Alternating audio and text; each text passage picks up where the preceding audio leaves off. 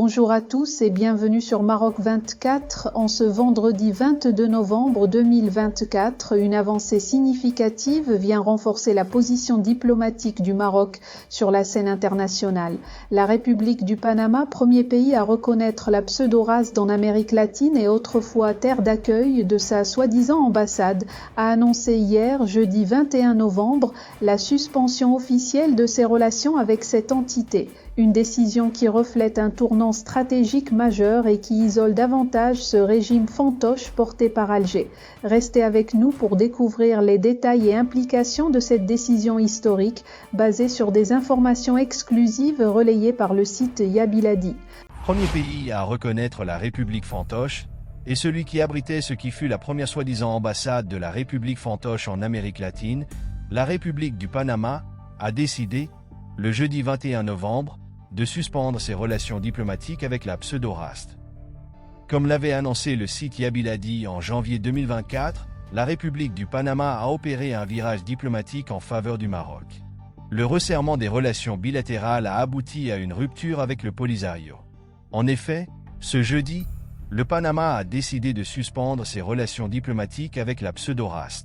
Un communiqué du ministère panaméen des Affaires étrangères, relayé par la MAP, souligne que, conformément aux règles du droit international, le gouvernement du Panama a décidé de suspendre, à compter de ce jour, jeudi, les relations diplomatiques avec la fantoche race. La République du Panama, privilégiant l'intérêt national et fidèle aux principes fondamentaux de sa politique étrangère, réaffirme sa conviction des objectifs et des valeurs qui guident le multilatéralisme et réitère sa volonté de continuer à soutenir les efforts déployés par le secrétaire général et la communauté internationale dans le cadre des Nations Unies, en vue d'une solution pacifique, juste, durable et acceptable pour les parties. Ministère des Affaires étrangères du Panama. Et le communiqué de conclure que la République du Panama réaffirme son engagement en faveur du dialogue et de la coopération multilatérale, en totale conformité avec une politique étrangère constructive visant à renforcer la paix et la sécurité internationale. Une Amérique latine de plus en plus proche du Maroc. La symbolique de ce retrait est d'autant plus marquante que le Panama a été le premier pays à reconnaître la pseudo-race. Il a également abrité ce qui fut la soi-disant première ambassade de la République autoproclamée en Amérique latine en 1980. En l'espace d'un mois, le Maroc aura réussi à retourner la topographie diplomatique en Amérique latine, qui a longtemps été une chasse gardée du Polisario et de son parrain l'Algérie. Mais leurs agences de presse et leurs médias se sont bien gardés d'en faire état, confinant les populations des camps de Tindouf et le peuple algérien à l'ignorance des échecs diplomatiques successifs en Amérique latine, contrairement aux ruptures avec l'Espagne et la France qui ne pouvaient être censurées.